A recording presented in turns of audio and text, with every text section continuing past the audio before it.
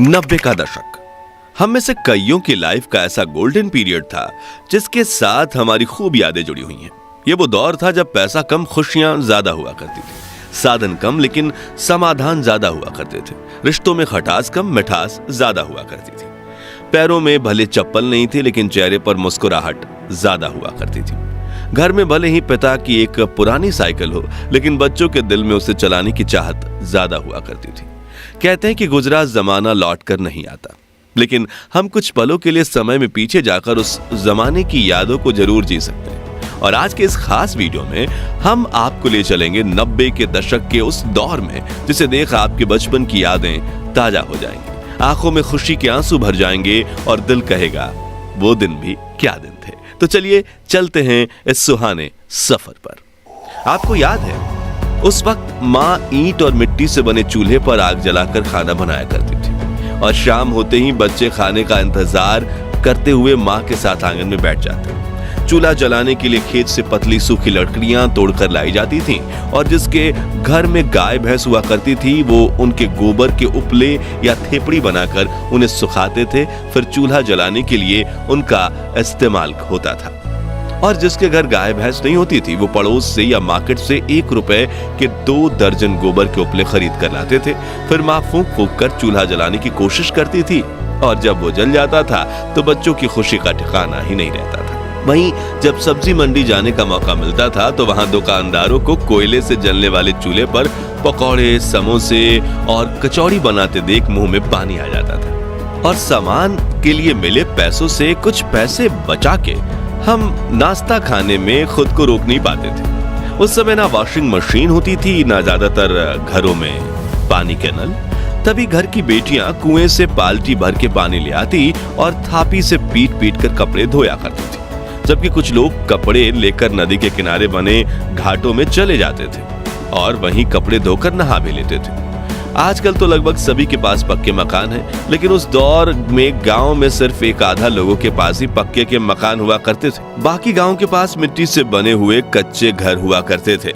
और आपको बता दूं कि जब दीपावली का त्योहार आता था तो लोग अपने इन्हीं घरों की मिट्टी और गाय के गोबर से लीपा पोती किया करते और इसे काफी शुभ माना जाता। लोगों के घरों की दीवारें आला या ताक कहे जाने वाले ऐसे स्थान जरूर दिख जाते थे जहां छोटी चीजें बहुत रखी जाती थी। घर की चाबियां और शाम को जलाने वाले दिए इसी पर रखे जाते थे, लेकिन अब नए घरों में इनकी जगह ड्रेसिंग टेबल या डिजाइनर अलमारियों ने ले ली है। तस्वीरों में दिख रही ये चिड़िया उन दिनों खूब दिखा करती थी, लेकिन आज ये विलुप्त होने की कगार पर पहुंच गई है। आपने इस चिड़िया को आखिरी बार कब देखा था और इसके मधुर ध्वनि का दीदार किया था? कमेंट में बताइए। याद है रोज शाम होते ही सभी दोस्त गली के नुक्कड़ पर मिला करते थे और खूब हंसी मजाक किया करते थे। इसे लेकर किसी ने क्या खूब कहा है कि उस दौर में सहजता थी, सादगी थी, बंदगी थी। ये सोशल मीडिया प्लेटफॉर्म्स नहीं थे तब जिंदगी। बच्चे में एक दूसरे के साथ कई मजेदार खेल खेलने की होड़ थी, जैसे कि राजा मंत्री चोर सिपाही, चिड़िया और छुपन छुपाई, इक्कल दुक्कल, गिट्टियां, अंताक्षरी, कच्चे पकड़म पकड़ाई, गिट्टी फोड़, आंख में चौली, लंगड़ी टांग, गिल्ली डंडा वगैरह। खैर, इनमें से बचपन में कौन सा खेल सबसे ज्यादा आपने खेला है कमेंट्स में बताइए। और अगर बचपन में आपने ये खेल नहीं खेले तो आपने 90s के बचपन का एक सुनहरा दौर मिस किया है। वहीं ये माचिस की ताश देखकर आप में से कुछ लोगों की आंखें भर आएंगी। ये ताश वही बच्चे बनाते थे जिनके पास ताश की गड्डी खरीदने के पैसे नहीं होते थे, लेकिन अपने रूल्स के साथ अपनी ताश खेलने का मजा ही कुछ और था।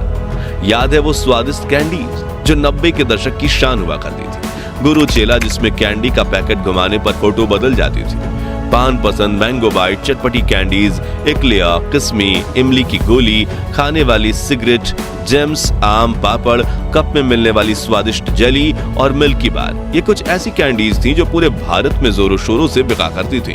खैर, इनमें से आपकी पसंदीदा कौन सी थी? कमेंट्स में बताइए।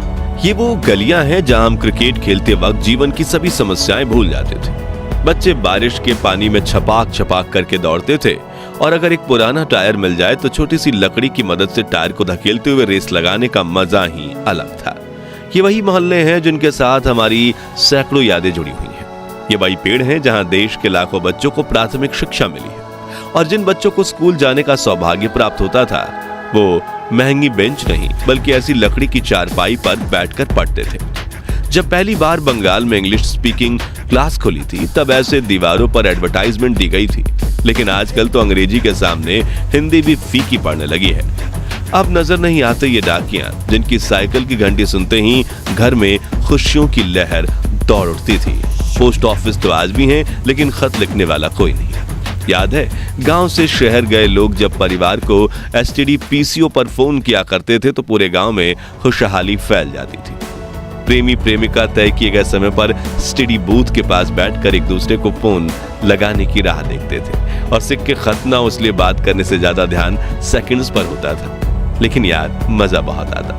ये वो दौर था जब कांच की बोतल में तेल और रस्सी डालकर घंटों तक जलने वाली चिमनी बनाई जाती थी और रात को लाइट जाने पर इसे जलाकर घर वालों के साथ खाना खाया जाता था। याद है, उस वक्त हमारी दादी नानी सिलबट्टे और मूसल में ताजी सब्जियों को पीसकर स्वादिष्ट चटनी बनाया करती थी।